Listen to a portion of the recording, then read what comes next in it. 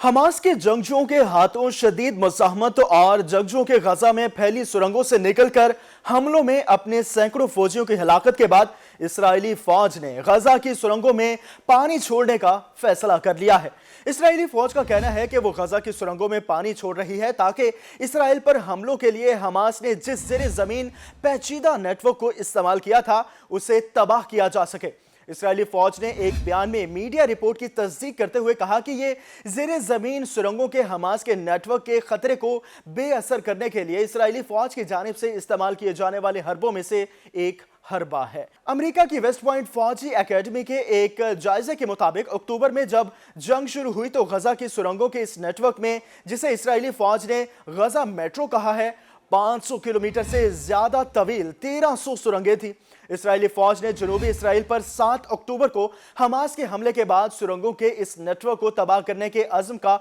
इजहार किया था। इस्राएली फौज के मुताबिक 7 अक्टूबर को हमास ने जिन लोगों को यरगमाल बनाया उनमें से बहुत से सुरंगों के वसी नेटवर्क में रखे गए थे या मुसलसल वहां रखे गए हैं। दिसंबर में इस्राएली मीडिया की कुछ रिपोर्टों में खबर दी गई थी कि इस्राएली फौज बहिरा रोम से समुद्री पानी को पंप करके सुरंगों में छोड़ने पर गौर कर रही है, लेकिन माहिरीन ने इंतबाह किया कि यह खतरनाक तरीका है और इससे गजा के महसूर शहरियों को सख्त खतरात लाहिक हो सकते हैं। फलस्तीनी इलाकों के लिए अक़वाम मुत्तहिदा के इंसानी हमदर्दी से मुताल्लिक इस वक्त ये राब्ता कार्लिन हेस्टिंग्स ने इंतबाह किया था कि इससे गजा में पानी और नकासी आपके इंफ्रास्ट्रक्चर को सख्त नुकसान पहुंचेगा। उन्होंने कहा था कि गजा में समुद्री पानी को छोड़ने और इसके बढ़ते हुए दबाव की वजह से इमारतों और सड़कों को भी खतरा लाहिक होगा। दूसरी जानिब अमेरिकी सदर जो बाइडेन ने इन रिपोर्ट्स का बराह रास्त अंदाज में जवाब देने से इनकार कर दिया है कि इसराइल हमास की सुरंगों के नेटवर्क में समुद्री पानी छोड़ रहा है। वॉल स्ट्रीट जर्नल ने नाम लिए बगैर एक अमेरिकी ओहदेदार के हवाले से खबर दी थी कि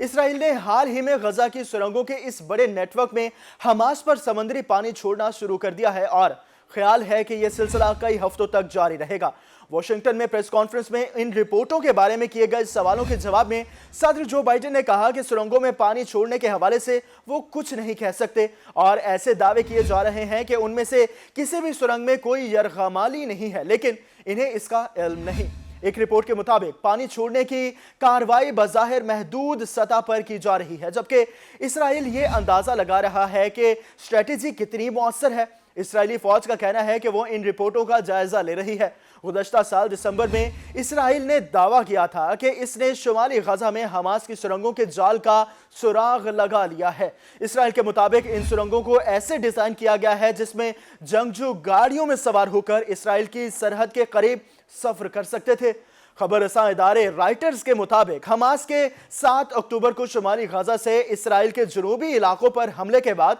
इसराइली फोर्सेस ने जो कार्रवाई शुरू की है, इसका एक मकसद हमास की ज़ेरे ज़मीन सैकड़ों किलोमीटर पर मुहित सुरंगों के जाल और बंकर्स को तबाह करना है। हमास ने इसराइल के साथ शुमाली गजा में बैतुल हनून या एरिस की गुजरगाह के करीब एक वसी सुरंग बनाई थी जो कि सरहदी चेक पोस्टों से सिर्फ 100 मीटर की दूरी पर वाक़ थी। उस सुरंग के बाहर निकलने के रास्ते के मुकाम पर रेत का एक बड़ा सा टीला था। इसराइली फौज ने मीडिया के नुमाइंदों को इस मुकाम का दौरा करवाया और इन्हें हमास के इस बड़े मंसूबे की तफसीलात से आगाह किया था। वाज़ेह रहे कि शुमाली गजा के साथ जनूबी इसराइल के कई इलाकों पर 7 अक्टूबर को हमास ने हमला किया था। इस हवाले से इसराइली हुकाम ने बताया था कि हमले में लगभग 1200 अफराद हलाक हुए थे, जबकि 240 अफराद को हमास ने यरगमाल बनाया था, जिनमें से लगभग 100 अफराद को आर्जी जंग बंदी मुआहदे के तहत गुज़श्ता माह के आखिर में रिहा कर दिया गया था। हमले के बाद इसराइल ने हमास के खिलाफ ऐलान जंग करते हुए